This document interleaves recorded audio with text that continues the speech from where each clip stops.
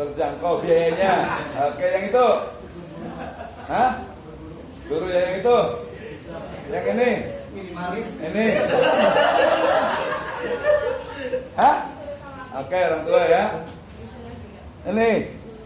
Ini kan semua disuruh semua aja kayak gitu. Jawabannya ngikutin semua. Ini.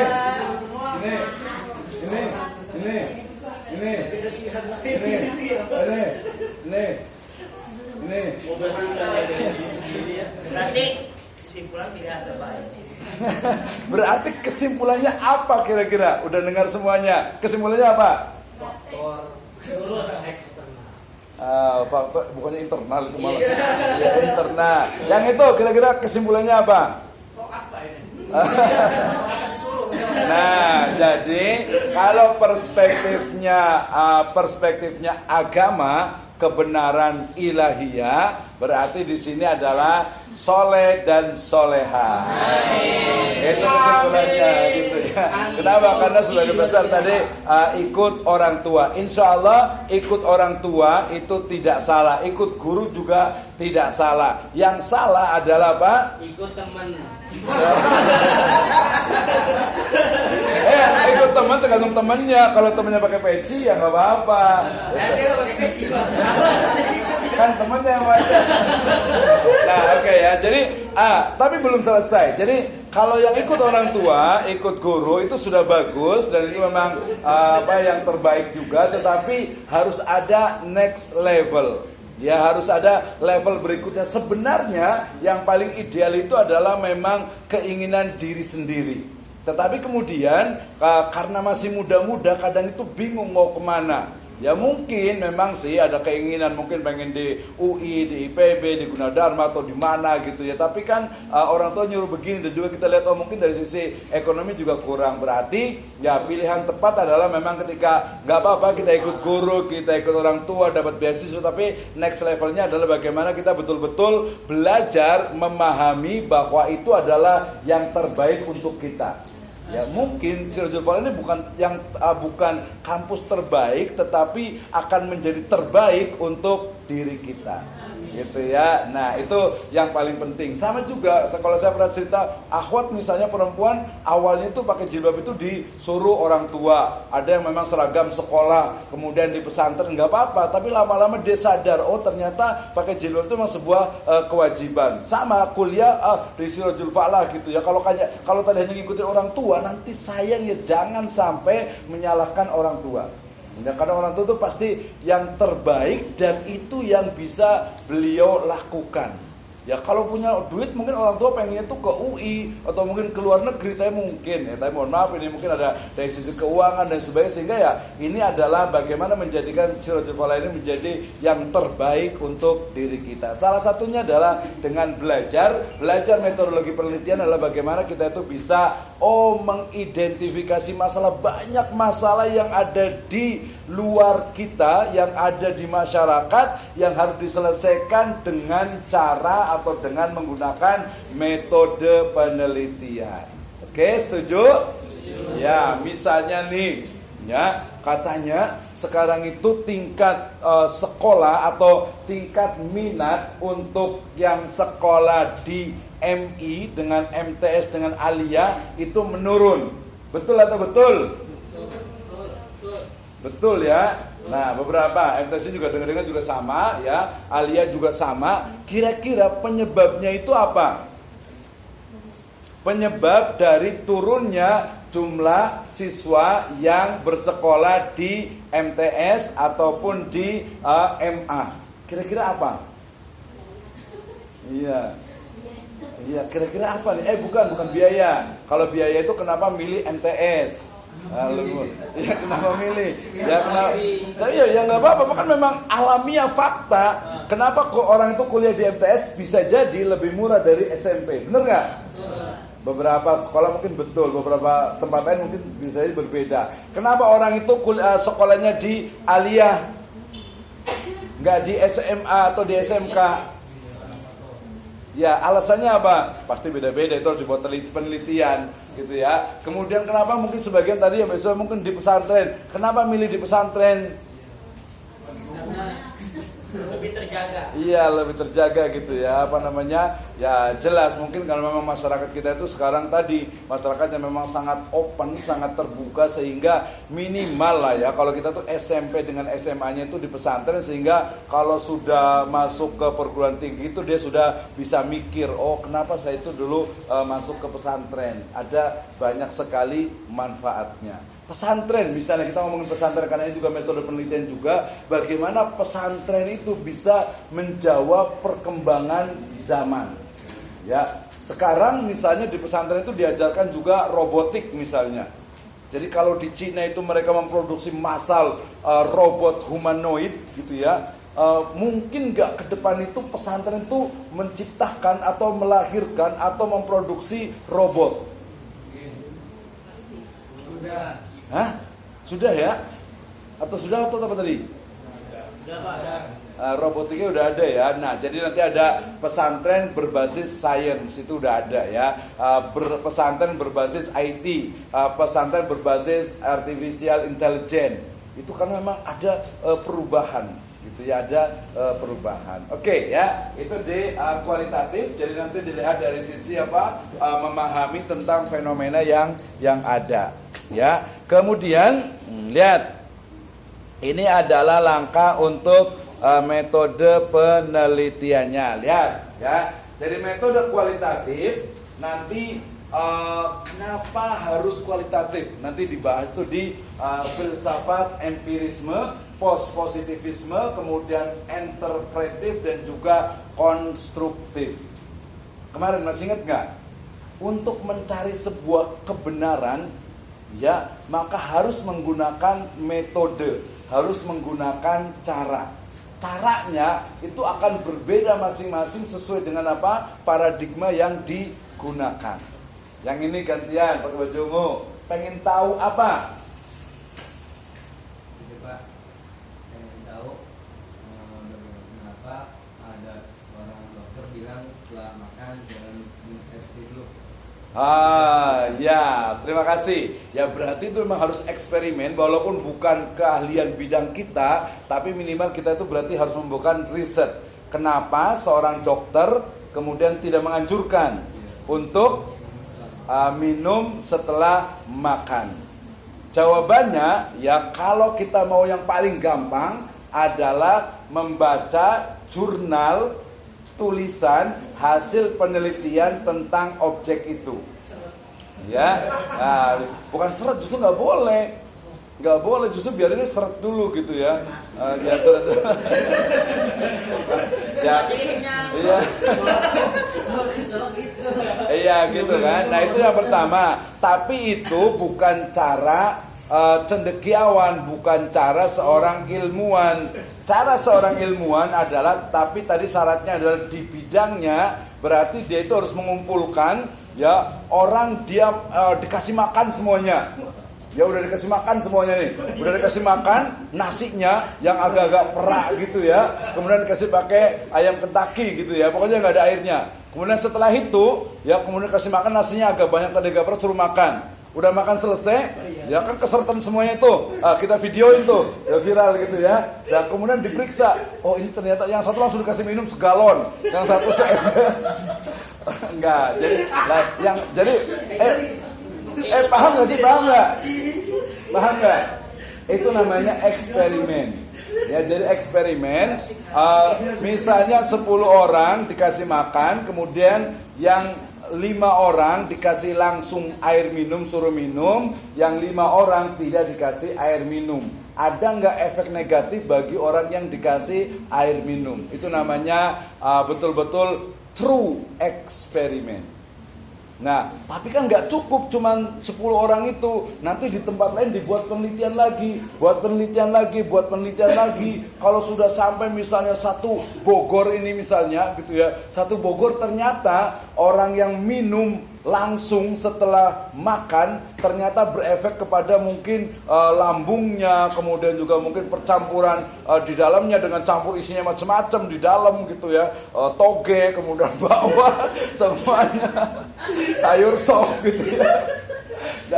Nah itu namanya eksperimen. Yang itu paham nggak berdua yang belakang? Paham nggak? Itu namanya eksperimen. Jadi betul cara untuk mengetahuinya itu gampang. Ya kita gantian yang di sini. Yang ini nih jilbab putih. Pengen tahu tentang apa? Pengen tahu tentang asal usul segitiga Bermuda. Bukan bidangnya. Ya gampang sekali. Ya caranya juga tadi dua. Yang pertama adalah kalau umpamanya ngelihat YouTube, lihat media, itu sebenarnya boleh, tetapi harus ada namanya itu triangulasi atau recheck, kemudian triple check. Harus ada saling mengecek. Jadi harus ada triangulasinya. Ini bener nggak nih? Situs ini bener nggak nih? Ini bener nggak nih? Ini bener nggak nih? Yang ilmiah mana? Nah itu. Yang kedua adalah membaca jurnal ilmiah yang menunjukkan tentang segitiga Bermuda. Ya, tapi itu sifatnya masih belum tinggi levelnya. Level yang paling tinggi adalah datang ke segitiga Bermuda, ya. Hah? Dari korban. Ya nggak apa-apa, justru contoh yang baik. Itu kan namanya penelitian. Ya enggak lah, kan kesana pasti pakai persiapan. Jadi ini Ya enggak, kesana kan harus pakai persiapan. Ya persiapan, jadi kesana itu misalnya ya, iya, enggak badannya diikat, kasih daging itu ada kan ada paus gitu. Yang pertama ambil tangannya dulu copot gitu ya. Enggak, betul, jadi seperti itu. Jadi pertama hanya lihat media sosial, tapi kebenaran itu sangat kecil. Yang banyak. Sangat banyak sekali. Sangat banyak sekali. Ya, sangat banyak sekali. Saya juga termasuk pemerhati segitiga Bermuda. Gitu. Tapi segitiga bertua. Gak mudah. Itu sangat banyak sekali, gampang. Oke, yang lain, yang keakhwatan, yang perempuan. Saya kebetulan kemarin yang saya pernah cerita, saya mendampingi anak saya. Anak saya kan lahiran nih. Anak saya lahiran, anaknya sekarang udah 6 bulan. Alhamdulillah kemarin sudah. Saya punya cucu, anak punya anak. Gitu ya. Jadi saya udah punya cucu 6 bulan, gitu ya. Jadi pertanyaannya berarti ini yang belum pernah melahirkan, kira-kira persiapan apa yang harus disiapkan untuk pas melahirkan? jodoh Pak. Kan zaman sekarang enggak, kan sekarang bisa pakai ini. Bisa pakai bayi tabung, bayi botol, bayi mangkok. Tapi benar, ya pasti lihat jodohnya dulu lah, gitu ya. Masa mau, nah maksud saya, jadi maksudnya itu tadi, ya karena waktu itu kebetulan saya dampingin dari mulai kerasa itu jam 2 malam, kemudian sampai asar itu belum keluar sakitnya itu kerasa banget itu. Katanya saya sih nggak ngerasakan gitu ya, empatis aja gitu. Sampai kemudian malam saya bawa ke rumah sakit Umi, mungkin tahu di Empang itu pakai ambulan gitu ya, nggak lahir juga. Kemudian juga sampai kemudian keringetan, kemudian sampai istilahnya itu badannya panas gitu, diperiksa juga ini akhirnya kemudian disuntik, dikasih pakai kayak pokoknya obat untuk penenang gitu, sudah agak turun, tapi kemudian nggak bisa keluar juga, udah pembukaan ke ke 6 atau ke 5 gitu, udah mau ke 5 itu ya. Nah, ya akhirnya apa? Hah? Emang udah pernah ini ya?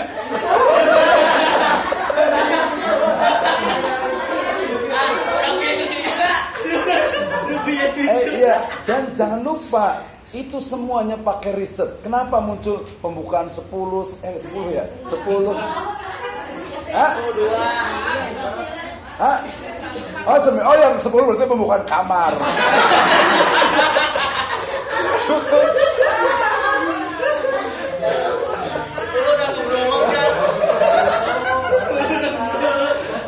Nah, pembukaan 9, 8, 7 itu dari mana dapatnya?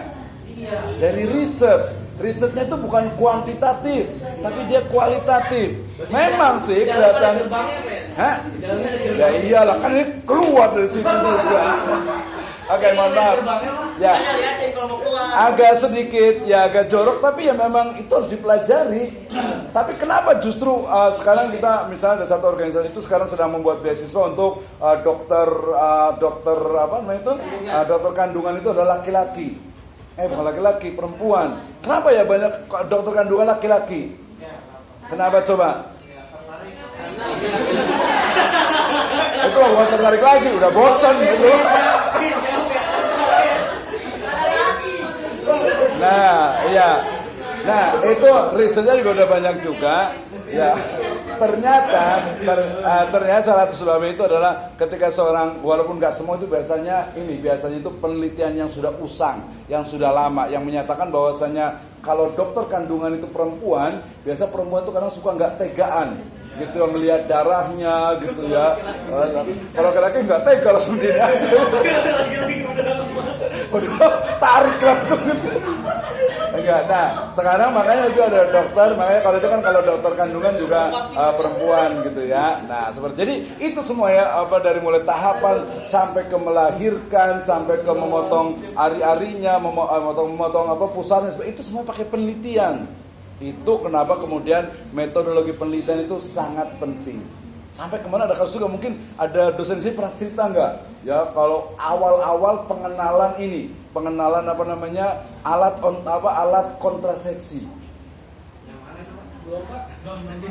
Nanti berarti nanya dosennya langsung berarti.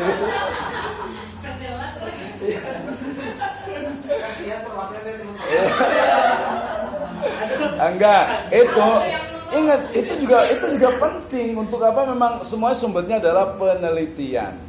Jadi jangan dikira, kadang bahkan kalau saya pernah bilang itu misalnya untuk awal, ini penelitian yang belum pernah dan mungkin dianggap orang agak sedikit jorok sebenarnya, tapi enggak juga sebenarnya. Jadi sebenarnya seorang seorang perempuan ketika merasakan sakit haid pertama itu di usia berapa? Di usia berapa? Itu menjadi penelitian jangan lupa. Oh sakitnya itu seharian gitu. Kayak gimana saya itu kayak diaduk-aduk kasih semen gitu. Di Jakarta ada museum perempuan, jadi laki-laki bisa merasakan. Oh gitu. Wah, tapi Kak. Setelah dibanding sih di sana. Mendingan kita langsung ke ini aja, kemana di Korea.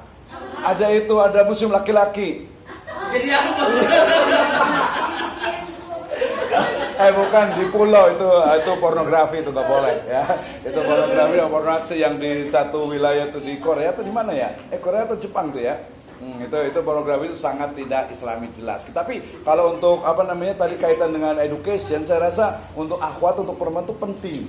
Ya penting. Misalnya nih saya pernah ngisi di Rumah Sakit Fatmawati tentang endometriosis. Tahu nggak endometriosis? Endometriosis adalah seorang akhwat seorang perempuan yang ketika haid itu dia sakitnya itu luar biasa, pokoknya setengah mati gitu. Nah itu ada ya mau nanya. Karena Pak kalau perempuan itu kalau haidnya biasanya sampai darahnya muncul banget gitu. Oh gitu. Sampai darah. Ditadangin nggak?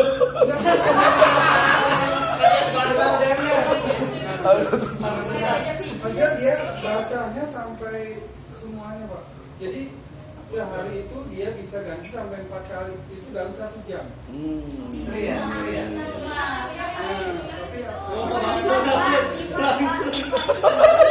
Dijawab langsung. Bang Ali. Haid ya bukan dosa. Kok jadi ngomongin gituan sih? Ya guys. Penelitian. Ada penelitian. Biologi ya. Iya biologi berarti. Tapi jangan lupa Imam Syafi'i, Imam Malik itu berbicara tentang batas untuk haid seorang perempuan itu berapa hari sebenarnya. Itu juga dibahas karena terkait dengan ibadah. Jangan lupa nih yang perempuan mungkin yang haidnya mungkin belum bersih atau langsung mandi atau apa itu justru banyak dibahas oleh ulama-ulama klasik gitu. Sekarang kayaknya seolah itu nggak terlalu penting, tapi menurut saya tetap penting. Dan yang paling penting, yang paling paham itu harusnya adalah seorang perempuan. Sehingga harusnya kita lebih banyak membutuhkan ustazah daripada ustaz. Kita lebih banyak membutuhkan ilmuwan perempuan daripada ilmuwan laki-laki.